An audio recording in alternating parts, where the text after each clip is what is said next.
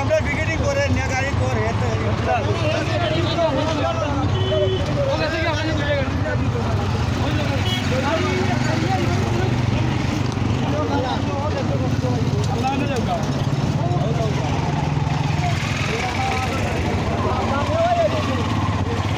আজকে আপনারা জানান যে সকাল থেকে তাদের যে কর্মসূচি দেওয়া ছিল ধর্মঘটের ডাক ছিল সিলেট জেলা ট্রাক খাবার বেদ সহ তাদের সাথে যারা আছেন আর শ্রমিক ইউনিয়নের নেতৃবৃন্দরা এখন এই মুহূর্তে আমাদের সাথে আছেন, আমরা তাদের সাথে কথা বলবো। আসসালামু আলাইকুম। আমরা প্রথমে আপনার পরিচয়টা একটু জানবো। ধন্যবাদ আপনাকে। আমি সিলেট জেলা ট্রাক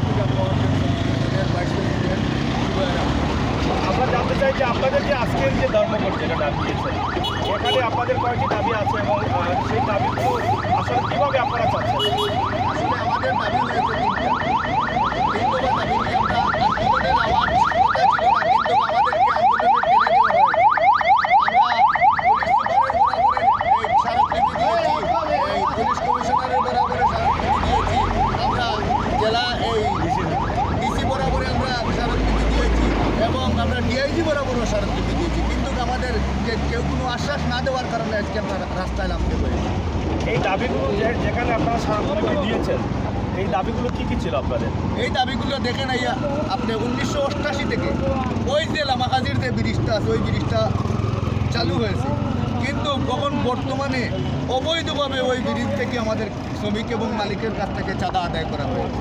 তারই পাশাপাশি জাফলং ইউনিয়নের নামে অথবা উপজেলার নামে একই থানার মধ্যে অন্তত 4 থেকে 5টা এই গোয়েন্দা রুটে 4 থেকে 5টা জায়গায় আমাদের কাছ থেকে এই অবৈধভাবে চাঁদা আদায় করা হয়েছে। তারই পাশাপাশি দেখেন সরকারে বিভিন্ন সময় আমাদের জনগণকে সেবা দিতে গিয়ে একটা স্থলবন্দর তামাবিল বানিয়ে রেখেছে, কিন্তু স্থলবন্দর ব্যবহার না করে কিছু কিছু অসাধু ব্যবসায়ীরা রাস্তায় গাড়ি ভারত থেকে বুঝাই করা গাড়ি আনিয়ে এখানে আনলোড করে আমাদেরকে বিভিন্ন হয়রানি করেছে, রাস্তাঘাটে যানজট সৃষ্টি করেছে এবং পর্যবেক্ষণ যেবারা করতে এসেছে এদেরকে বাধা দিয়েছে। আমরা ট্রাক শ্রমিকরাই বেশি নির্যাতিত, তামাবিল স্থলবন্দরের বাইরে রাস্তার উপরে মারলাম হয় আমাদেরকে বিভ্রান্তি করে। তারই পাশাপাশি ওইখানে আমাদের সুনামগঞ্জ জেলা ছাত্র পৌরসভার নামে একটি গাড়ি থেকে আপ ডাউন চাঁদাবাজি করতেছে। এইটার প্রতিবাদে আমরা অনেক জায়গায় এই শেরপুর ব্রিজ, পেন্টিগঞ্জ ব্রিজ, শেওলা ব্রিজ, এই ব্রিজগুলো একটা দাবি হলো আমাদের তামাবিল, একটা দাবি হলো আমাদের জাফলং অবৈধভাবে পৌরসভা এবং ইউনিয়ন নামে চাঁদাবাজি।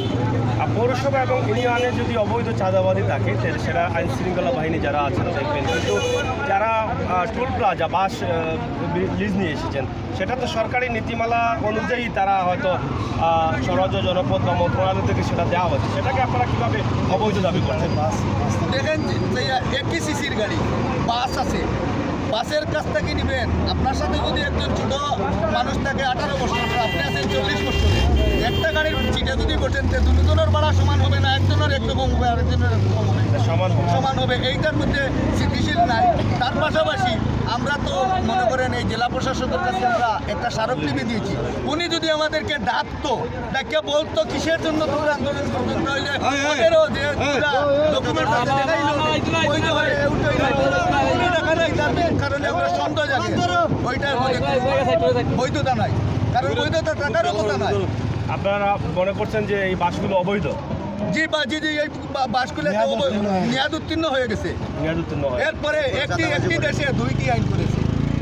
দেখেন এখানে ঢাকা থেকে চিটাগাং থেকে বাস গাড়িগুলো আসে না, ওদের ভাড়া দিতে হয় 40 টাকা, আর আমাদের ট্রাক থেকে নেওয়া হয়েছে আগে নিত 60 টাকা, এখন করছে 75 টাকা। আমি এ সমস্ত যত কিছু করছে সম্পূর্ণ অযুক্তিকর। আমরা আপনার কাছে একটু জানতে চাই, প্রথমে আপনার পরিচয়টা একটু দিলেন। ধন্যবাদ টিভি, আপনি আমাকে কথা বলার জন্য সুযোগ দেওয়ার জন্য আপনাকে ধন্যবাদ জানাচ্ছি। আসসালামু আলাইকুম শ্রমিক ভাইরা।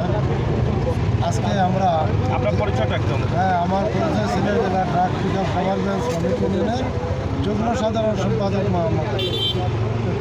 আজকে আমরা ধর্মঘট হুট করে দিই নাই।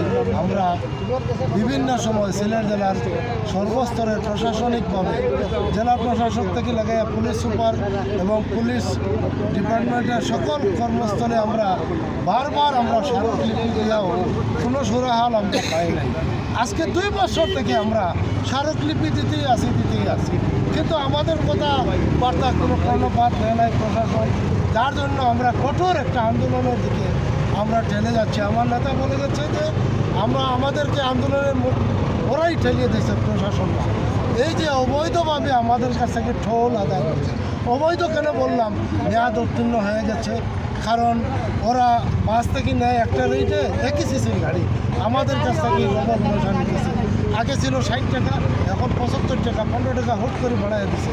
যার জন্য এত অন্যায়ভাবে নির্যাতন নিপীড়নভাবে আমাদেরকে মারধর করে টাকা উত্তোলন করতেছে।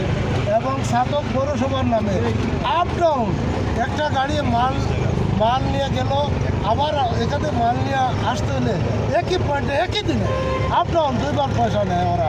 এমন নির্ঘাত এটা চাঁদাবাজির সমান।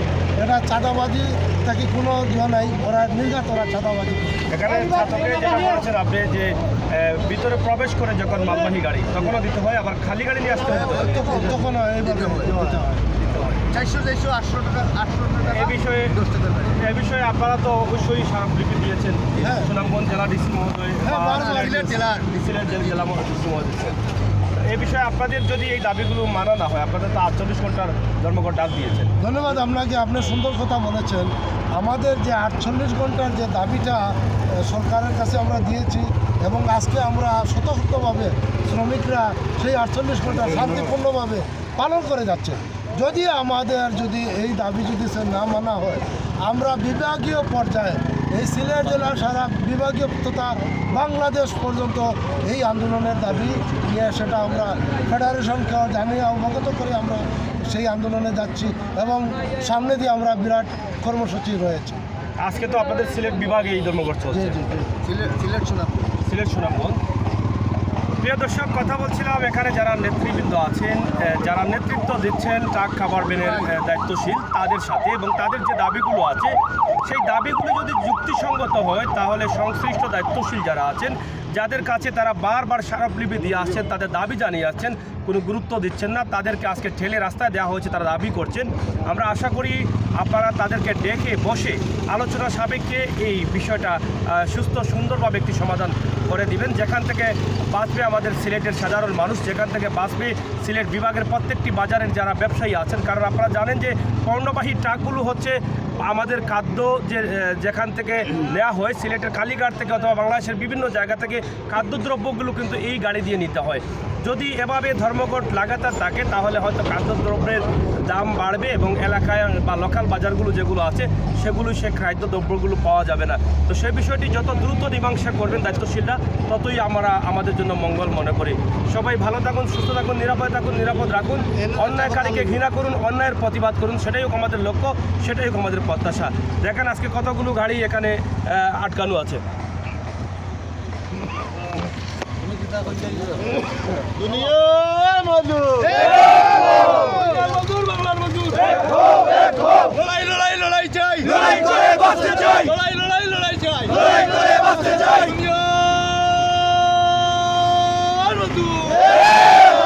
দুনিয়ার মজদুর বাংলার মজদুর, লড়াই চাই, লড়াই করে বাঁচতে চাই, লড়াই চাই, লড়াই করে বাঁচতে চাই। দুনিয়ার মজদুর। ধন্যবাদ।